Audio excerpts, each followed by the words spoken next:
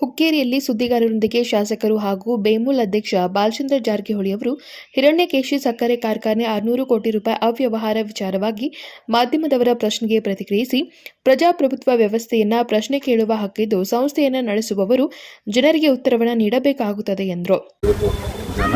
ಸಾಮಾನ್ಯ ಜನ ಕೇಳಿ ಯಾರ ಕೇಳಿ ಅಂದರೆ ಯಾವ್ದಾರ ಒಂದು ಲೆಕ್ಕಕ್ಕೆ ಉತ್ತರ ಕೊಟ್ಟರೆ ಕ್ಲಾರಿಟಿ ಇರ್ತೈತಿ, ಜನಕ್ಕೆ ಒಳ್ಳೆಯದಾಗ್ತದೆ.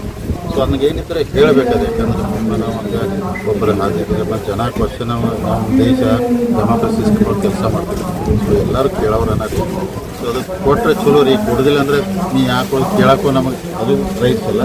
ಸೊ ಕೊಟ್ಟರೆ ಚಲೋ ರೀ, ಅದು ನನ್ನ ಅಭಿಪ್ರಾಯ ರೀ.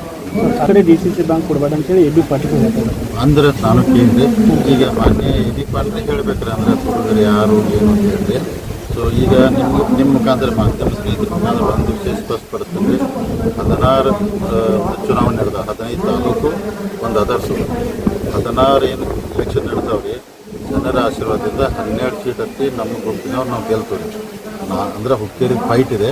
12 ಸೀಟ್ ಹತ್ತಿ ಗೆದ್ದು DCC ಬ್ಯಾಂಕ್ನು ನಾವು ಡೆಫಿನೆಟಾಗಿ ಬಹುಮತ ತೊಗೋತೀವಿ ಮತ್ತು ಮುಂದಿನ 5 ವರ್ಷಕ್ಕೆ ಬ್ಯಾಂಕ್ ಟೆಸ್ಟ್ ನಡೆಸ್ತೀವಿ.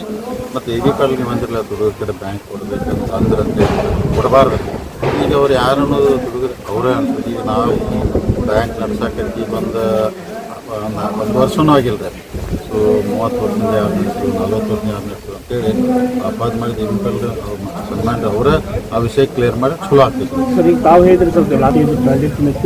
ಇನ್ನು ಮಾಜಿ ಸಚಿವ AB ಪಾಟೀಲ್ ಅವರ DCC ಬ್ಯಾಂಕ್ ಕಳ್ಳರ ಕೈಯಲ್ಲಿ ಕೊಡಬೇಡಿ ಎಂಬ ಹೇಳಿಕೆಗೆ ಪ್ರತಿಕ್ರಿಯೆ ನೀಡಿ AB ಪಾಟೀಲರೇ ಹೇಳಬೇಕು ಕಳ್ಳರು ಯಾರು ಎಂದು ಸವಾಲ್ ಹಾಕಿದ್ರು. Sachin Kamble, KMM Kannada news, Hukkeri.